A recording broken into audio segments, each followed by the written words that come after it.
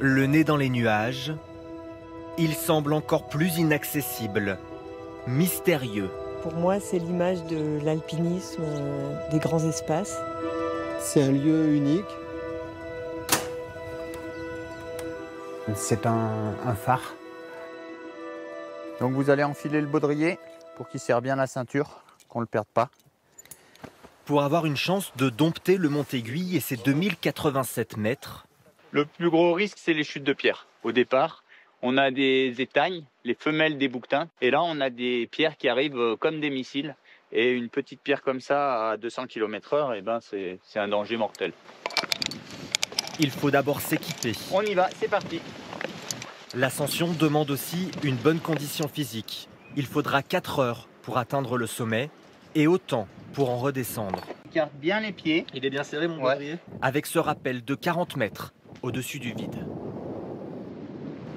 Au Moyen-Âge, le Mont Aiguille s'appelait le Mont Inaccessible. Personne n'était monté au sommet. On pensait qu'il y avait des créatures étranges qui vivaient au sommet, probablement le diable. Une légende qui colle à cette paroi de 300 mètres de haut jusqu'en 1492. Alors que Christophe Colomb découvre l'Amérique, le roi de France ordonne à un homme, Antoine de Ville, de grimper au sommet du Mont Aiguille.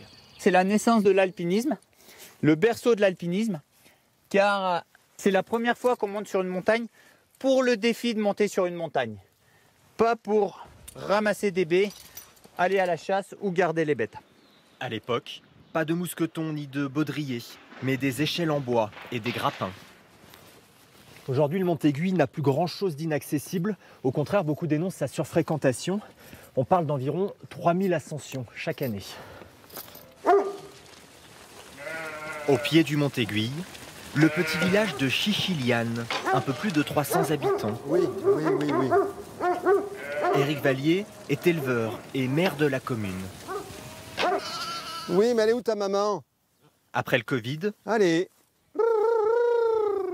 Hey, sauvé! il a vu arriver une nouvelle population de grimpeurs. On est passé d'amateurs qui montaient là-haut, de passionnés qui montaient sur le Mont Aiguille pour se faire plaisir, à des gens qui découvraient la montagne d'un seul coup et qui la consommaient. En 2022, il prend un arrêté municipal pour interdire le bivouac au sommet de la montagne. Une pratique qui prenait de l'ampleur. Les arbres ont été coupés pour faire du feu, alors que c'est formellement interdit de faire du feu. Sous chaque pierre, on trouvait des déchets humains que les gens ne voulaient pas redescendre. La surfréquentation n'est pas le seul danger qui menace la montagne et la flore qu'elle abrite. Ces géologues étudient l'évolution de la roche au fil du temps. Plus que jamais, elle subit l'augmentation des précipitations et le réchauffement des températures. La réponse en fait de ces falaises, elle est un peu catastrophique. C'est-à-dire qu'on arrive en fait à augmenter en fait la fréquence d'éboulement de ces grandes falaises. Et ça, c'est effectivement associé au réchauffement climatique. Les scientifiques n'excluent pas des effondrements importants d'une partie de la falaise dans les prochaines décennies. Et voilà, les efforts sont récompensés. On arrive au sommet. Et quel sommet? Une prairie de près d'1 kilomètre de long, refuge d'oiseaux, de bouquetins et plus inattendu encore, un livre d'or. Alors moi j'ai mis un grand merci à mon guide, aussi mon compagnon de vie qui me mène là où je ne pensais jamais pouvoir aller. Puisque la montagne c'est avant tout... C'est lui. une histoire d'amour.